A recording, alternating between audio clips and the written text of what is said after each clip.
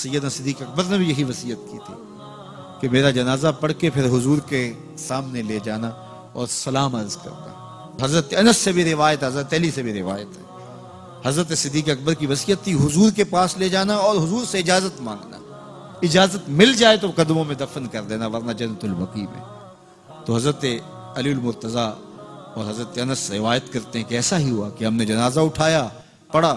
اور پھر حضور کے مواجہ انور کے سامنے رکھ دیا اور سارے ہاتھ باندھ کے عرض کرتے یا رسول اللہ ھذا ابو بکر یستاذنک، اے اللہ کے پیارے محبوب صلی اللہ علیہ وسلم، یہ ابو بکر ہیں،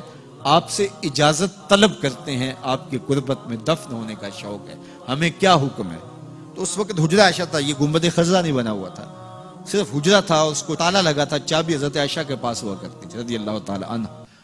تو تالا لگا ہوا تھا اور لوگوں نے رکھ کے یہ عرض کیا، تو پھر کیا ہوا کہ وہ تالا خود بخود کھلا، پھر کنڈی بھی خود بخود کھلی، اور پھر جو دروازہ تھا وہ خود بخود کھلا اور اندر سے آواز آئی اوصل الحبیب الی الحبیب لان الحبیب الی الحبیب مشتاق، یار کو یار سے ملا دو، یار تو پہلے یار کا انتظار کر رہا ہے۔ تو قبر انور سے یہ آواز آئی، حضور کے روضہ انور سے یہ آواز آئی، اور ہمارا عقیدہ ہے اور مسلمہ عقیدہ ہے اور تمام امت کا عقیدہ ہے کہ حضور اپنی قبر میں زندہ ہیں۔ یہ بعد میں فتنہ پیدا ہوا حضور علیہ السلام کے حوالے سے، یہ جو معاذ اللہ میری زبان وہ بوجھ نہیں اٹھاتی جو لوگ کہتے ہیں، یہ حضرت شیخ عبدالحق محدث دہلوی علیہ رحمہ نے لکھا ہے تتمہ مدارج النبوہ میں۔ آپ کہتے ہیں اللہ کا شکر ہے بہت سارے معاملات میں امت میں اختلاف پیدا ہو گئے، لیکن اللہ کا شکر ہے کہ اس معاملے میں تو کوئی اختلاف نہیں کہ حضور اپنی قبر انور میں زندہ ہیں۔ یہ حضرت شیخ نے لکھا ہے، تو اس کا مطلب ہوا کہ یہ بعد کا اختلاف ہے۔ تو حضور علیہ السلام اپنی قبر انور میں زندہ ہیں۔ حضرت ابو درداء رضی اللہ تعالی عنہ نے جب آقا کریم نے درود و سلام کی ترغیب دی تو کہا حضور جب آپ انتقال کر چکے ہوں گے تو کیا ہم اس وقت بھی آپ پہ درود پڑھیں؟ تو حضرت ابو درداء نے جب حضور سے پوچھا، ابن ماجہ کی روایت ہے، تو کہا حضور جب آپ وصال کر چکے ہوں گے تو درود و سلام اس وقت بھی جاری رکھیں؟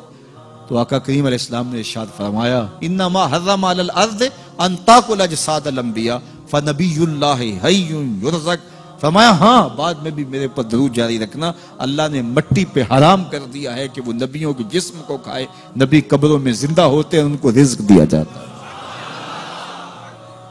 میرے حضور نے کہا نا ارسلت الی الخلق کافہ، میں تمام مخلوق کا رسول بنا کے بھیجا ہوں، تمام مخلوق کا، صرف انسانوں کا نہیں، تمام مخلوق، ارسلت الی الخلق کافہ، تمام مخلوقات کا رسول ہو۔ تو حضور مٹی کے بھی رسول ہیں، تو کیا مٹی اپنے رسول کو کھا جائے گی؟ یہ کیسے ہو سکتا ہے؟ تو مٹی کے اوپر حرام ہے، یہ لفظ ہے انما حرم علی الارض ان تاکل اجساد الانبیاء، اللہ نے مٹی پر حرام کر دیا، فنبی اللہ